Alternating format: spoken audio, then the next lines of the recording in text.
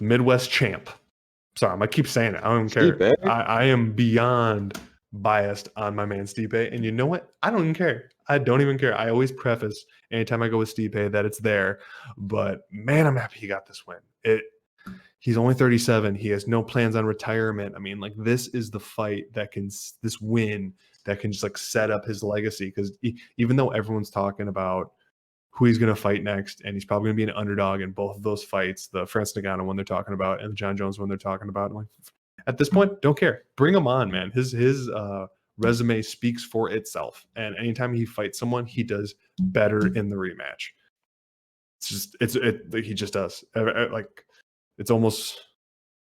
I'm still nervous about a Francis Ngannou rematch because of the power, but he really does. He does better in every rematch. He had a close, almost near split decision win, even though it was a loss to JDS the first time. Next time he fought him, finished him.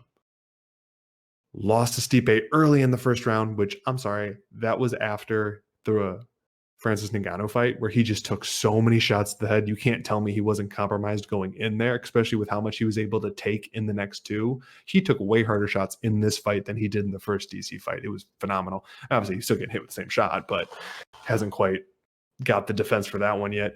But I'm sorry, it was just I was nervous after that first eye poke that he got because I'm like, oh man, not again, where he's just going for the eye, and the eye he just got repaired. He's going to be sensitive about it because he just got it repaired, was nervous about losing his eyesight and everything. And that's why he delayed this rematch for so long. And then in like the weirdest twist, because Mark Goddard saw that eye poke like that, he was on it when that eye poke happened to Stipe. He's like, oh, separate. You okay? Okay, you're good. And that was an eye poke. I'm not saying it wasn't.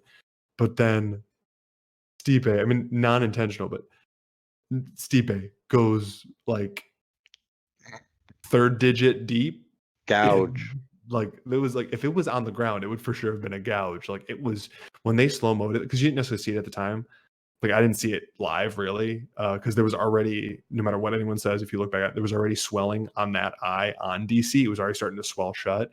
So like when he was kind of like doing stuff with it after, I just assumed it was starting to swell shut. Like I didn't think too much of it. And then when they showed it go in, I'm like, I've only seen a couple eye pokes that were that bad, but oh man, that was a rough one. And it added to the fact that DC, I mean, they said it on the broadcast, but DC has always said that he takes the third round off in a 5-round fight to conserve energy. And so Stipe poured it on even more. It was ridiculous. It was so great. I thought I scored it clear 3-2 to Stipe. First round, I think it was pretty clear for DC. And even though he said he was going to put on his wrestling shoes and do some wrestling, and everyone was asking, why is he doing wrestling? Why is he doing wrestling?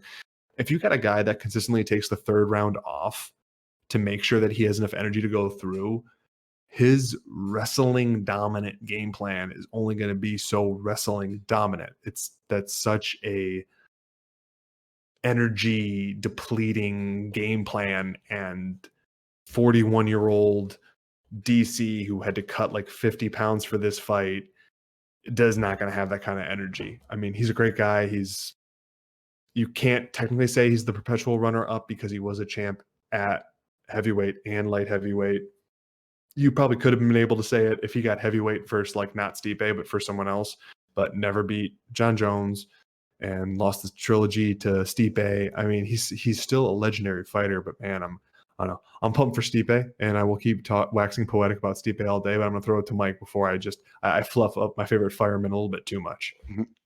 Yeah, dude. After the Dotson L, I really needed the Stipe win for the podcast and for the show. I don't really like when we have an L going into the to the last bet, but I was really confident in Stipe in this situation. It was a great fight. The eye poke was wicked, man. I mean, he looked like something out of a horror movie or something out of like Goonies or something just gross in general. Poor DC, man. I love him and Stipe, so I really felt for him, even though a lot of the times in bets, it seems like that would happen to my fighter that I bet. I would get that vicious eye poke, and I'd be dancing around pretty much screwed and going to get the L.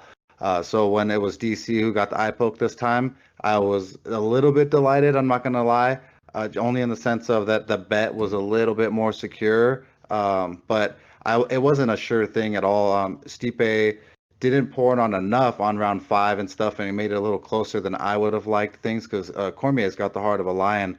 I mean, he could barely see, probably couldn't see at all out of one eye. He still was swinging, still trying his best, still stuffing takedowns, or still doing what he could. It's just quite tremendous. I was so stoked that at least we won the fight and got the 1 unit back for the podcast. So we ended up even for the night. I'll take an even night after an first L anytime. Stoked. Well, yeah, and I didn't mention that this was our second bet of the night. And one thing we've said on this podcast, and it's something we've tried to keep with for the most part, unless there's some glaring ones, but on top of we were going with an L going into this main event, we also don't like betting main events. Like it's like one of our or heavyweights. Top. This is the rare. Yeah, this was the rare one. This one broke 2 of our like 5 rules, but it was worth it. So good as the Stipe. He's my champ. Hashtag champ. We love you, Stipe. I'm gonna have to buy likely the horrendous Fireman Company owned coffee that sponsors you based strictly off this. Like I will send them money because they sponsor you and you're on their social media at this point. I'm gonna have to get a Stipe shirt just so I can wear it around. Hopefully it's not like every other heavyweight shirt I've ever bought, and like after I buy the shirt, they're on a steep decline. Because that would get like I got the Shane Carwin shirt going into when he was fighting Brock, so that didn't end out well. Then I got the JDS Sagano Nike shirt after he beat I think it was after he beat Kane the first time. That didn't go well. So I haven't been buying a lot of MMA shirts in general, and let alone I'm not gonna lie, I'm gonna stop buying fighter shirts because in hindsight, I also bought a Rich Franklin shirt the weekend that he fought Forrest at 205 and lost. I need to stop buying fighter shirts, man. I'm a jinx. I take it back. Hey, I'm not going to buy your shirt. Whoever fights you next, I will buy their shirt. And then we'll put some of that good juju on you.